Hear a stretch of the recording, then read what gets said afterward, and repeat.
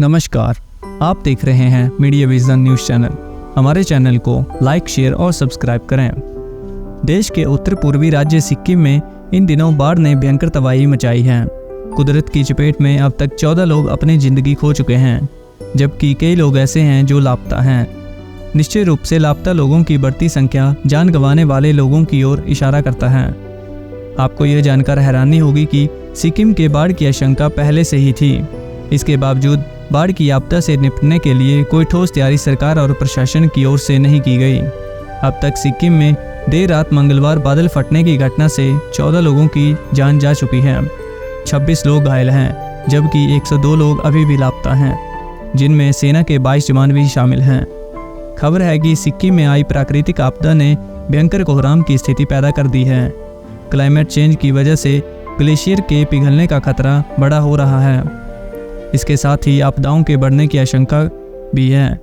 इसी बीच 10 साल पहले फरवरी 2013 में करंट साइंस जर्नल में छपा इसरो के वो वैज्ञानिकों और इंडियन इंस्टीट्यूट ऑफ साइंस की एक वैज्ञानिक का रिसर्च पेपर सामने आया है, जिसमें उन्होंने आगाह किया था कि सिक्किम साउथ लाहौनक ग्लेशियर पीछे जा रहा है, जिसकी वजह से उसके फटने और आपदा की संभावना भी काफ़ी जटिल स्थिति बन सकती है। अब सवाल उठ रहा है कि क्या इस चेतावनी के बाद भी एजेंसियों ने क्या जरूरी कदम नहीं उठाए? क्या सरकार और प्रशासन ने इस बात पर ध्यान देना जरूरी नहीं समझा? दरअसल 4 अक्टूबर को सिक्किम ने अपना कहर बरपाया। अचानक लोहनक झील में बादल फटने और तीस्ता नदी में आई बाढ़ ने सिक्किम में तबाही मचा दी।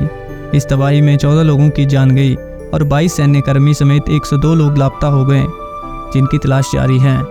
इसके एक दिन पहले ही नेपाल में भूकंप के तेज झटके लगे। भूकंप की तीव्रता 6.2 रही। इसके झटके दिल्ली एनसीआर से लेकर पूरे भारत तक महसूस किए गए। ऐसे में सवाल यह उठता है कि नेपाल में आए भूकंप की वजह से कहीं सिक्किम में बाढ़ तो नहीं आई। इस मामले पर केंद्र जल आयोग के अधिकारी का कहना है कि कुछ दिन पहले ही नेपाल में जोरदार भूकंप आया था, जिसने भारी तबाही मचाई। ऐसे में हो सकता है कि सिक्किम में आई बाढ़ का एक कारण नेपाल का भूकंप भी हो सकता है। लेकिन सबके बीच जो सवाल है वो सवाल है भविष्यवाणी की आशंका को लेकर। जब पहले ही आगाह किया गया था तो इसके बाद यह लापरवाही नहीं है तो और क्या है। बहरहाल सिक्किम में बाढ़ की वजह से बिगड़ती स्थिति को देखते हुए राहत और बचाव कार्य जारी है। लापता लोगों को रेस्क्यू किया जा रहा है, साथ ही बाढ़ में फंसे लोगों को सुरक्षित पहुंचाया जा रहा है। मौके पर प्रशासन और सेना ने मोर्चा संभाल लिया है। पीएम मोदी ने सिक्किम के सीएम से खुद राज्य के हालात के बारे में जानकारी ली और हर संभव मदद करने का भरोसा जताया।